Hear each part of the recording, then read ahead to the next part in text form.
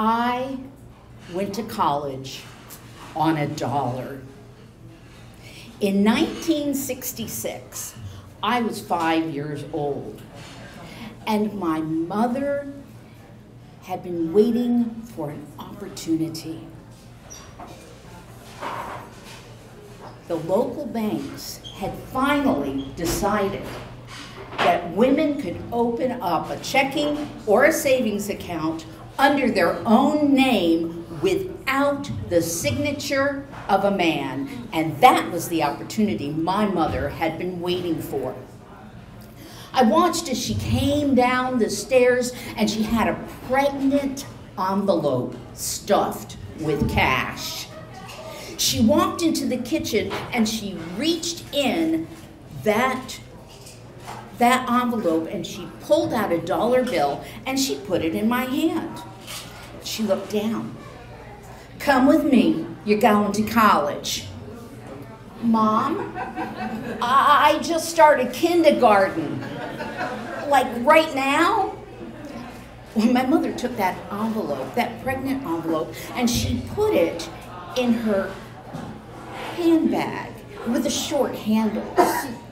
And she tucked it down deep, and then she took that short-handled pocketbook and she pulled it up her arm and put it on her shoulder. And then she tucked her arm in tight next to that pocketbook. And we went down to the Bank of Richmondville. As we drove along, my mother drove one-handed and kept... My mother still has her arm on that pocketbook. She kept her arm tucked tight next to that pocketbook, and she drove with one hand. We got to the bank, and we walked up the stairs and through the glass doors, and my mother walked up to the counter, and behind the bars sat a man.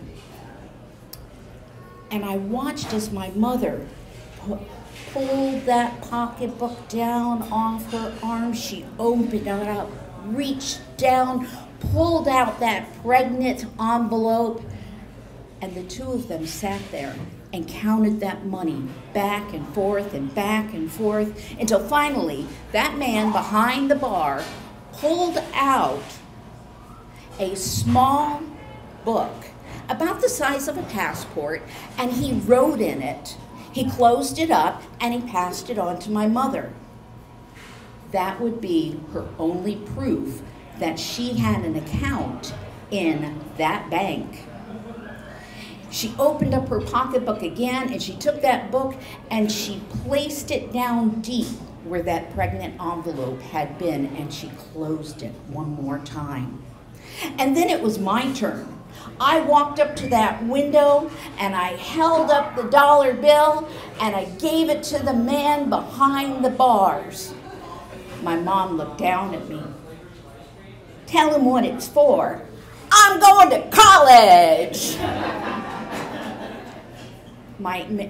The man took that $1 bill and he wrote in another little book and he closed it up and he passed it to me.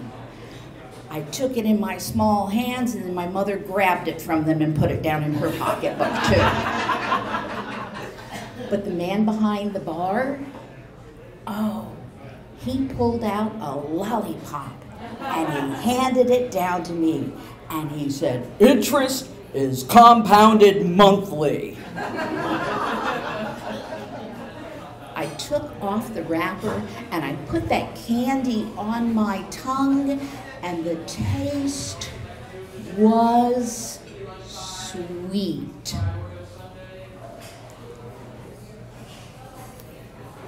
From then on every Friday, my mother gave me a $1 bill.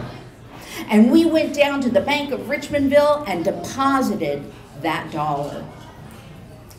This went on for 7 years. And I had 7 years of interest is compounded monthly. And then in 7th grade, I got thinking, I did some really quick calculations. We were studying World War II. And I figured out that my mother was 17 when World War II began. So I went down to her and I said, Mom, she was sitting at the kitchen table and looking at a magazine. Mom, what were you doing during World War II? Oh, well, I graduated from high school. I was the first graduate from my family.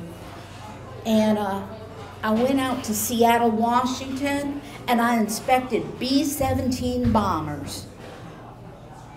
You what? I worked for Boeing, and I inspected B-17 bombers. She told me about how she had to go out on the plane, and she would walk all over it and crawl in places, and she had to feel all of the sheet metal and all of the rivets to make sure that they were all flush. If they were up even just a little bit, then the air could catch under that, and if it did, the plane could go down, and it'd be my fault. But I guess I did a good job at inspecting, because then they sent me out to New Mexico, and I inspected hand grenades. Hand grenades?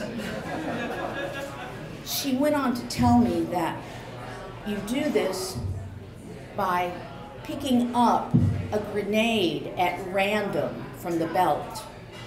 You pull the pin, and she would have to throw it. She would hide behind a wall and wait for it to explode.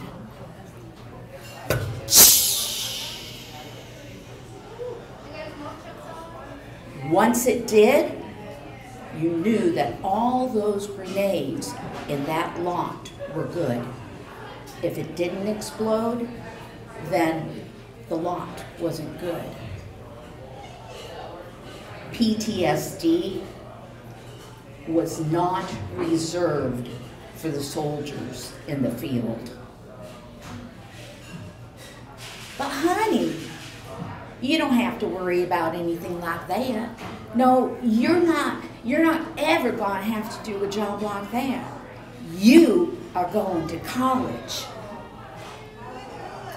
Well, there were more years of Friday dollars. And then I also took on some after-school jobs and some weekend jobs, and I took almost all of that money and I put it in my savings account for college. And then it was my turn to be 17, and I had just gotten my acceptance letter to college. I went down to the Bank of Richmondville. I walked up to that man who still sat behind those barred windows, and I took out a whole bunch of those dollars so that I could go to college. That man pulled out a fresh, new envelope and put all that money in that envelope and slid it over to me. So, you still going to college? Yep. Interest still compounded monthly? Yep. And he gave me a lollipop. I took that piece of candy and I put it in my pocket, because at that moment, the only thing that I wanted to taste was the sweetness of knowing that I was going to college. And my mother, well, she created that path for me, and she did it with $1.